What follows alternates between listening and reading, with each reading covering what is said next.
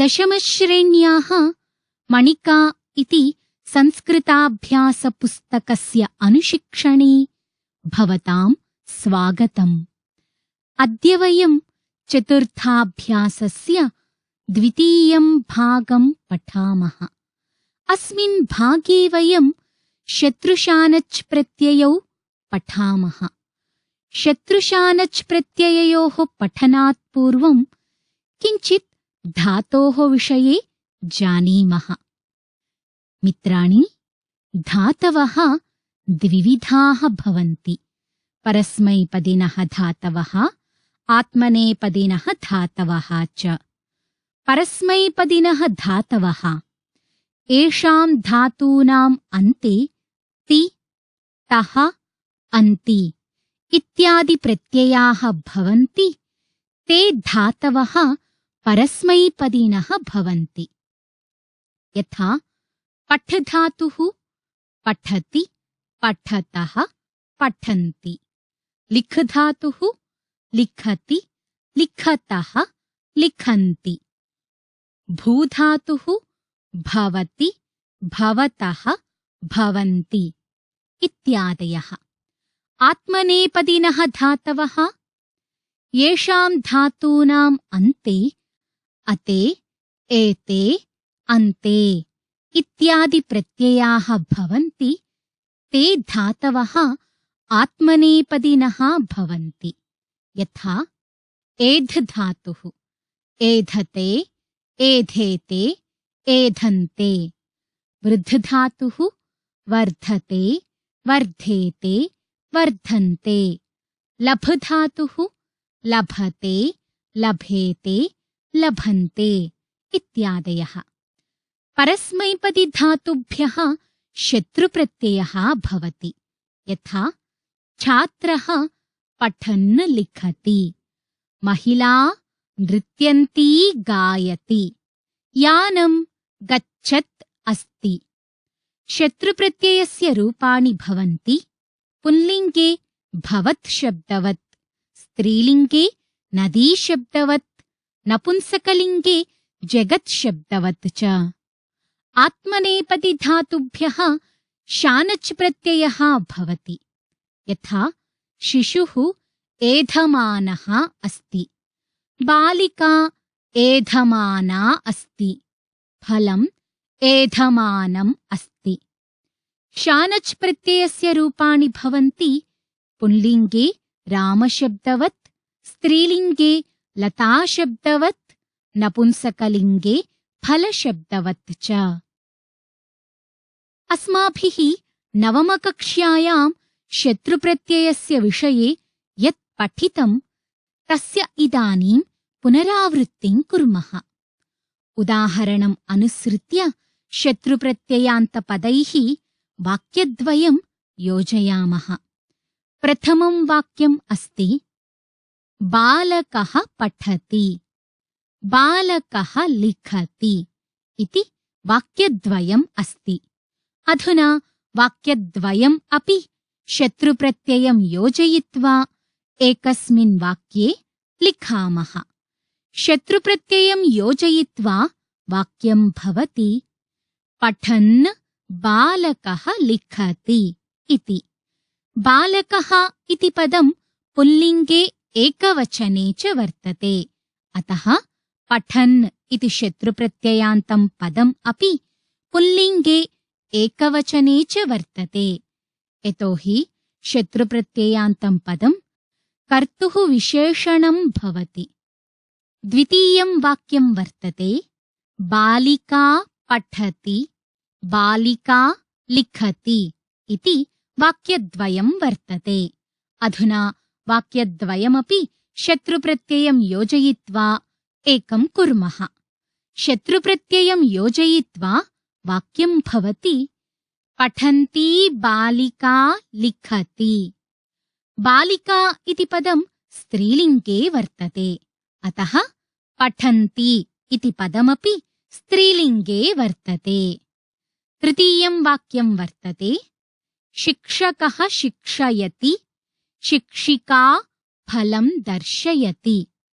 अधुना वाक्यद्वयमपि शत्रुप्रत्ययं योजयित्वा एकस्मिन् वाक्ये लिखामः।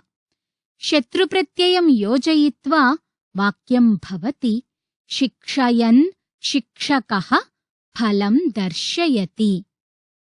अग्रिमेषु वाक्येषु रिक्तस्थानानि प्रदत्तानि सन्ति।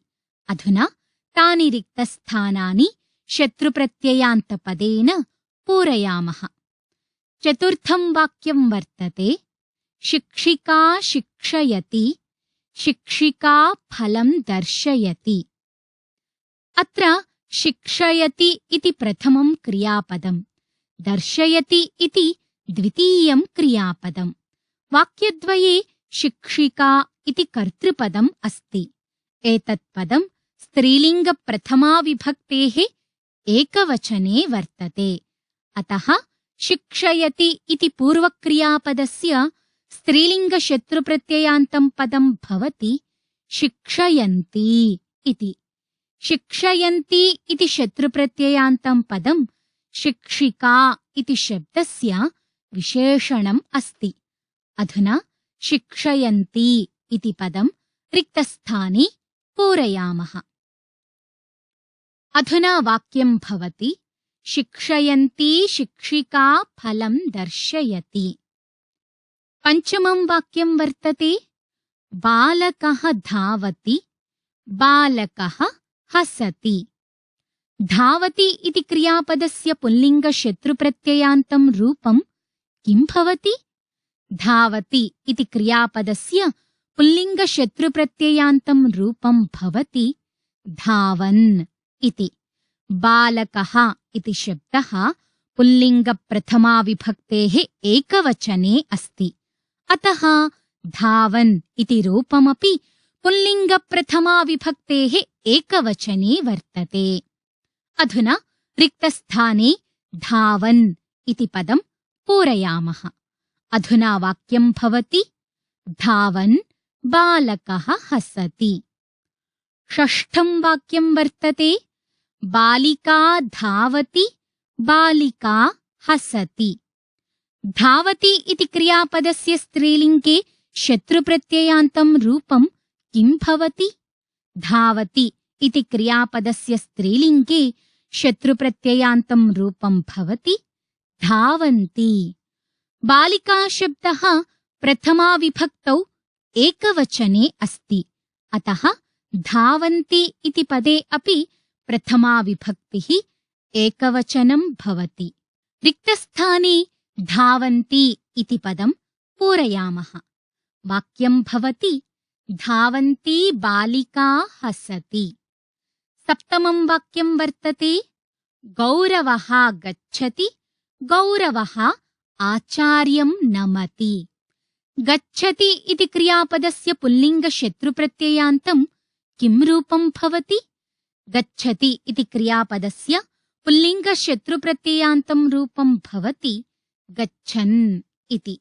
अतः गच्छन् इति पदं रिक्तस्थाने पूरयामः। अधुना वाक्यं भवति गच्छन् गौरवः आचार्यं नमति। अष्टमं वाक्यं वर्तते राधिका गच्छति, राधिका आचार्यं नमति। गच्छति इति क्रियापदस्य स्त्रीलिङ्गशत्रुप्रत्ययान्तं रूपं भवति गच्छन्ति इति। अतः गच्छन्ति इति पदं रिक्तस्थाने पूरयामः। वाक्यं भवति गच्छन्ती राधिका आचार्यं नमति। अधुना उपरि प्रयुक्तवाक्यानां शत्रुप्रत्ययस्य पुल्लिङ्गस्त्रीलिङ्गरूपाणि पश्यामः। पठ धातोः पुल्लिङ्गे पठन्, स्त्रीलिङ्गे पठन्ति इति रूपं भवति। शिक्ष धातोः पुल्लिङ्गे शिक्षयन्, स्त्रीलिङ्गे शिक्षयन्ति इति रूपं भवति। धाव् धातोः पुल्लिङ्गे धावन्, स्त्रीलिङ्गे धावन्ति। गम् धातोः पुल्लिङ्गे गच्छन्, स्त्रीलिङ्गे गच्छन्ति। हस् धातोः पुल्लिङ्गे हसन्, स्त्रीलिङ्गे हसन्ति इति रूपं भवति। अस्माभिः ध्यातव्यम् यत् संस्कृतभाषायाम् एते धातवः परस्मैपदिनः मन्यन्ते। एतैः सह शत्रुप्रत्ययस्य प्रयोगः क्रियते। एवमेव संस्कृतभाषायां धातूनाम् अन्यः वर्गः अपि भवति यस्मिन् लभ, सेव्, वृद्ध, सह, यत् इत्यादयः धातवः भवन्ति। एषः वर्गः आत्मनेपदी इति कथ्यते। परस्मैपदिधातुभिः सह शत्रुप्रत्ययस्य प्रयोगः भवति। आत्मनेपदिधातुभिः सह शानच् प्रत्ययस्य प्रयोगः भवति। शत्रुप्रत्ययान्तरूपाणि पुल्लिङ्गे भवत् शब्दवत्, स्त्रीलिङ्गे नदी शब्दवत्, नपुंसकलिङ्गे जगत् शब्दवत् च भवन्ति। अधुना आत्मनेपदिधातूनां शानच् प्रत्यययुक्तानि पुल्लिङ्ग स्त्रीलिङ्ग नपुंसकलिङ्गरूपाणि पश्यामः। सेव् धातोः पुल्लिङ्गे सेवमानः, स्त्रीलिङ्गे सेवमाना, नपुंसकलिङ्गे सेवमानम् इति रूपं भवति। लभ धातोः पुल्लिङ्गे लभमानः, स्त्रीलिङ्गे लभमाना, नपुंसकलिङ्गे लभमानम् इति रूपं भवति। सह धातोः पुल्लिङ्गे सहमानः, स्त्रीलिङ्गे सहमाना, नपुंसकलिङ्गे सहमानम्। वृद्ध धातोः पुल्लिङ्गे वर्धमानः, स्त्रीलिङ्गे वर्धमाना, नपुंसकलिङ्गे वर्धमानम्। यत् धातोः पुल्लिङ्गे यतमानः, स्त्रीलिङ्गे यतमाना, नपुंसकलिङ्गे यतमानम् इति रूपं भवति। शानच् प्रत्ययस्य रूपाणि क्रमशः पुल्लिङ्गे देववत्, स्त्रीलिङ्गे लतावत्, नपुंसकलिङ्गे फलवत् च भवन्ति। अधुना अधोलिखितधातूनाम् उदाहरणम् अनुसृत्य त्रिषु लिङ्गेषु शानच् प्रत्ययान्तरूपाणि लिखामः। यथा प्र उपसर्गपूर्वकं यत् इति धातुः वर्तते। पुल्लिङ्गे प्रयतमानः, स्त्रीलिङ्गे प्रयतमाना, नपुंसकलिङ्गे प्रयतमानम् इति रूपं भवति। कम्प इति धातुः वर्तते। पुल्लिङ्गे कम्पमानः, स्त्रीलिङ्गे कम्पमाना, नपुंसकलिङ्गे कम्पमानम् इति रूपं भवति। वन्द् धातुः वर्तते। पुल्लिङ्गे वन्दमानः, स्त्रीलिङ्गे वन्दमाना, नपुंसकलिङ्गे वन्दमानम् इति रूपं भवति। सेव् इति धातुः वर्तते। पुल्लिङ्गे सेवमानः, स्त्रीलिङ्गे सेवमाना, नपुंसकलिङ्गे सेवमानम् इति रूपं भवति। प्र उपसर्गपूर्वकं काश् इति धातुः वर्तते। पुल्लिङ्गे प्रकाशमानः, स्त्रीलिङ्गे प्रकाशमाना, नपुंसकलिङ्गे प्रकाशमानम् इति रूपं भवति। मुद् इति धातुः वर्तते। पुल्लिङ्गे मोदमानः, स्त्रीलिङ्गे मोदमाना, नपुंसकलिङ्गे मोदमानम् इति रूपं भवति। अधुना कोष्ठके दत्तानां धातूनां शानच् प्रत्ययान्तरूपेण रिक्तस्थानानि पूरयामः। यथा वन्दमानः सः आशिषं लभते। अस्य वाक्यस्य कोष्ठके वन्द् इति धातुः प्रदत्तः अस्ति। वन्द् इति धातोः शानच् प्रत्ययान्तं पदं भवति वन्दमाना इति। सः इति पदं पुल्लिङ्गे अस्ति, अतः वन्दमानः इति पदमपि पुल्लिङ्गे वर्तते। एवमेव अन्येषु पदेषु अपि अनुसरणीयम्। प्रथमं वाक्यं वर्तते शनैः सा वैभवं प्राप्नोति। अस्मिन् वाक्ये वृद्ध इति धातुः कोष्ठके प्रदत्तः अस्ति। वृद्ध इति धातोः स्त्रीलिङ्गे शानच् प्रत्ययान्तं पदं किं भवति? वृद्ध इति धातोः स्त्रीलिङ्गे शानच् प्रत्ययान्तं पदं भवति वर्धमाना इति। अतः रिक्तस्थाने वर्धमाना इति पदं पूरयामः। द्वितीयं वाक्यं वर्तते नक्षत्रैः आकाशः दीव्यति। अस्य वाक्यस्य कोष्ठके प्र उपसर्गपूर्वकं काश् इति धातुः अस्ति। प्र उपसर्गपूर्वकं काश् इति धातोः पुल्लिङ्गे शानच् प्रत्ययस्य बहुवचनरूपं किं भवति? प्र उपसर्गपूर्वकं काश् इति धातोः पुल्लिङ्गे शानच् प्रत्ययस्य बहुवचनरूपं भवति प्रकाशमानैः। अतः रिक्तस्थाने प्रकाशमानैः इति पदं पूरयामः। तृतीयं वाक्यं वर्तते काष्ठानि वीराः कीर्तिं लभन्ते। अस्य वाक्यस्य कोष्ठके सः इति धातुः अस्ति। सः इति धातोः पुल्लिङ्गे शानच् प्रत्ययस्य बहुवचनरूपं किं भवति? सः इति धातोः पुल्लिङ्गे शानच् प्रत्ययस्य बहुवचनरूपं भवति सहमानाः इति। अतः रिक्तस्थाने सहमानाः इति पदं पूरयामः। चतुर्थं वाक्यं वर्तते वृक्षेभ्यः पुष्पाणि पतन्ति। अस्य वाक्यस्य कोष्ठके कम्प इति धातुः अस्ति। कम्प इति धातोः पुल्लिङ्गे शानच् प्रत्ययस्य चतुर्थी विभक्तेः बहुवचनरूपं किं भवति? कम्प इति धातोः पुल्लिङ्गे शानच् प्रत्ययस्य चतुर्थी विभक्तेः बहुवचनरूपं भवति कम्पमानेभ्यः इति। अतः रिक्तस्थाने कम्पमानेभ्यः इति पदं पूरयामः। अन्तिमं वाक्यं वर्तते जनाः साफल्यम् आप्नुवन्ति। अस्य वाक्यस्य कोष्ठके प्र उपसर्गपूर्वकं यत् इति धातुः अस्ति। प्र उपसर्गपूर्वकं यत् इति धातोः पुल्लिङ्गे शानच् प्रत्ययस्य बहुवचनरूपं किं भवति? प्र उपसर्गपूर्वकं यत् इति धातोः पुल्लिङ्गे शानच् प्रत्ययस्य बहुवचनरूपं भवति प्रयतमानाः इति। अतः रिक्तस्थाने प्रयतमानाः इति पदं पूरयामः। अधुना उदाहरणम् अनुसृत्य शानच् प्रयोगेण वाक्यद्वयस्य स्थाने वाक्यम् एकं रचयामः। यथा छात्रः दीनान् सेवते, छात्रः मोदते। अत्र वाक्यद्वयं वर्तते।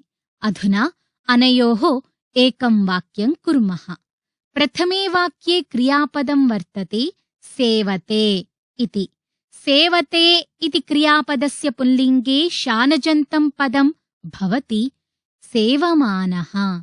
अतः एकं वाक्यं भवति दीनान् सेवमानः छात्रः मोदते। एवमेव अन्यानि वाक्यानि अपि रचयामः। प्रथमं वाक्यं वर्तते लताः कम्पन्ते, लताभ्यः पुष्पाणि पतन्ति। प्रथमे वाक्ये क्रियापदं वर्तते कम्पते। कम्पते इति क्रियापदस्य स्त्रीलिङ्गपञ्चमी विभक्तेः बहुवचनस्य शानजन्तं रूपं भवति कम्पमानाभ्यः। अतः एकं वाक्यं भवति कम्पमानाभ्यः लताभ्यः पुष्पाणि पतन्ति। द्वितीयं वाक्यं वर्तते कमलानि जले जायन्ते, कमलेभ्यः परागः पतति। जायन्ते इति क्रियापदस्य पुल्लिङ्गपञ्चमी विभक्तेः बहुवचनस्य शानजन्तं रूपं किं भवति? जायन्ते इति क्रियापदस्य पुल्लिङ्गपञ्चमी विभक्तेः बहुवचनस्य शानजन्तं रूपं भवति जायमानेभ्यः। अतः एकं वाक्यं भवति जले जायमानेभ्यः कमलेभ्यः परागः पतति। तृतीयं वाक्यं वर्तते ते मोदन्ते ते गायन्ति। प्रथमे वाक्ये क्रियापदं वर्तते मोदन्ते। मोदन्ते इति क्रियापदस्य शानजन्तं रूपं किं भवति? मोदन्ते इति क्रियापदस्य शानजन्तं रूपं भवति मोदमानाः। अतः एकं वाक्यं भवति मोदमानाः ते गायन्ति। चतुर्थं वाक्यं वर्तते सैनिकाः युध्यन्ते सैनिकाः देशं रक्षन्ति। प्रथमे वाक्ये क्रियापदं वर्तते युध्यन्ते। युध्यन्ते इति क्रियापदस्य शानजन्तं रूपं किं भवति? युध्यन्ते इति क्रियापदस्य शानजन्तं रूपं भवति युध्यमानाः। अनयोः वाक्ययोः एकं वाक्यं भवति युध्यमानाः सैनिकाः देशं रक्षन्ति इति। पञ्चमं वाक्यं वर्तते दिलीपः गां सेवते दिलीपः सिंहं पश्यति। अत्र पूर्ववाक्ये क्रियापदं किमस्ति? अत्र पूर्ववाक्ये क्रियापदम् अस्ति सेवते इति। सेवते इति क्रियापदस्य शानजन्तं रूपं किं भवति? सेवते इति क्रियापदस्य शानजन्तं रूपं भवति सेवमानः इति। अनयोः वाक्ययोः एकं वाक्यं किं भवति? अनयोः वाक्ययोः एकं वाक्यं भवति गां सेवमानः दिलीपः सिंहं पश्यति। षष्ठं वाक्यं वर्तते बालिका चित्रम् ईक्षते सा प्रसन्ना भवति। प्रथमे वाक्ये क्रियापदं वर्तते ईक्षते इति। ईक्षते इति क्रियापदस्य शानजन्तं रूपं किं भवति? ईक्षते इति क्रियापदस्य शानजन्तं रूपं भवति ईक्षमाणा इति। अनयोः वाक्ययोः एकं वाक्यं भवति चित्रम् ईक्षमाणा बालिका प्रसन्ना भवति। सप्तमं वाक्यं वर्तते छात्रः पुरस्कारं लभते छात्रः प्रसन्नः भवति। प्रथमे वाक्ये क्रियापदं वर्तते लभते इति। लभते इति क्रियापदस्य शानजन्तं रूपं किं भवति? लभते इति क्रियापदस्य शानजन्तं रूपं भवति लभमानः इति। अनयोः वाक्ययोः एकं वाक्यं किं भवति? अनयोः वाक्ययोः एकं वाक्यं भवति पुरस्कारं लभमानः छात्रः प्रसन्नः भवति। अष्टमं वाक्यं वर्तते पुत्रः मातापितरौ सेवते सः स्वकर्तव्यं निर्वहति। पूर्ववाक्ये क्रियापदम् अस्ति सेवते। सेवते इति क्रियापदस्य शानजन्तं रूपं किं भवति? सेवते इति क्रियापदस्य शानजन्तं रूपं भवति सेवमानः। अतः अनयोः वाक्ययोः एकं वाक्यं भवति पुत्रः मातापितरौ सेवमानः स्वकर्तव्यं निर्वहति। अत्र अस्माभिः ध्यातव्यं यत् शानच् प्रत्ययान्तपदानां प्रयोगः विशेषणरूपेण भवति। अतः विशेषणस्य लिङ्गविभक्तिवचनानि तु सर्वदा विशेष्यपदानुसारमेव भवन्ति। अधुना अधोलिखितानां विशेषणपदानां समुचितविशेष्यपदैः सह मेलनं कुर्मः। अत्र शानजन्तानि विशेषणपदानि एकस्मिन् पक्षे प्रदत्तानि सन्ति, अपि च विशेष्यपदानि एकस्मिन् पक्षे प्रदत्तानि सन्ति। अधुना समुचितविशेष्येण सह विशेषणपदं योजनीयम् अस्ति। शानच् प्रत्ययान्तानि विशेषणानि एतानि सन्ति वर्तमानः प्रार्थयामानं वन्दमानया सेवमानाय कम्पमानात्। विशेष्यपदानि एतानि सन्ति वृक्षात् बालः भक्तं बालिकया छात्राय इति। अधुना विशेष्य विशेषणयोः परस्परं मेलनं कुर्मः। यथा वर्धमानः इति विशेषणं वर्तते। वर्धमानः इति पदे प्रथमा विभक्तिः एकवचनं वर्तते। बालः इति विशेष्यपदे अपि प्रथमा विभक्ति एकवचनं वर्तते। अतः वर्धमानः इति पदस्य बालः इति पदेन सह मेलनं भवति। रिक्तस्थाने अपि वर्धमानः बालः इति लिखितम् अस्ति। एवमेव अन्येषां पदानाम् अपि मेलनं भवति। प्रथमं विशेषणपदं वर्तते प्रार्थयामानम् इति। प्रार्थयामानम् इति विशेषणपदं द्वितीया विभक्तेः एकवचनस्य अस्ति। अतः विशेष्यपदम् अपि द्वितीया विभक्तेः एकवचनस्य एव अपेक्षितम् अस्ति। अत्र प्रदत्तेषु विशेष्येषु द्वितीया विभक्त्यन्तं पदं वर्तते भक्तम् इति। अतः प्रार्थयमानम् इति विशेषणस्य मेलनं भक्तम् इति विशेष्येण सह भवति।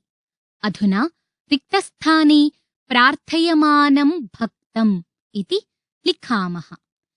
द्वितीयं विशेषणपदं वर्तते वन्दमानया इति। वन्दमानया इति विशेषणस्य मेलनं केन विशेष्येण सह भवति? वन्दमानया इति विशेषणस्य मेलनं बालिकया इति विशेष्येण सह भवति। अतः रिक्तस्थाने वन्दमानया बालिकया इति लिखामः। तृतीयं विशेषणपदं वर्तते सेवमानाय इति। सेवमानाय इति विशेषणस्य मेलनं केन विशेष्येण सह भवति? सेवमानाय इति विशेषणस्य मेलनं छात्राय इति विशेष्येण सह भवति। अतः रिक्तस्थाने सेवमानाय छात्राय इति लिखामः। चतुर्थं विशेषणपदं वर्तते कम्पमानात् इति। कम्पमानात् इति विशेषणपदस्य मेलनं केन विशेष्येण सह भवति?